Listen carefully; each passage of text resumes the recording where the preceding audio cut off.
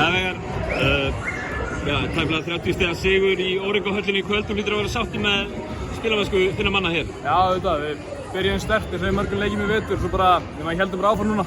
Við komum tilbaka í fyrsta leiknum mót okkur. Já, við höfum bara reyna að vera grimmir hérna og klára þetta. Voruð þið búin að skoða Valsarana mikið? Þeir náttúrulega eru að koma af rosalega sterkum sigri fyrir norðan inn í þennan leik. Já, auðvitað. Við vissum það. Þeir áttu bara stór leik þar og bara spilum rosalega vel með nýjan bakkara og litur bara mjög vel út. Þannig að já, við skoðum það vel fyrir leikin. Nú Keflavík að koma af tveimur semi-erfiðum tapleikjum. Fjölnir í bikarnum og svo Stjarnan svona tæpt tap heima.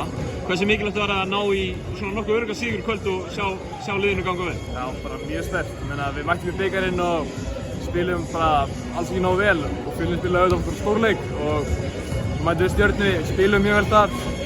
Bara nokkar tóknir í lokin sem að klára þetta. Þannig að bara gott að koma hingað núna og fá 2 stig.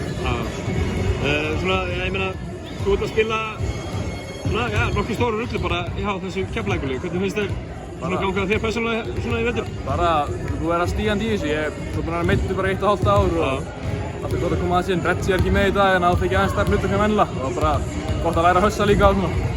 Hamra járnum með þær heitt? Já, nákvæmlega. Takk fyrir. Takk fyrir.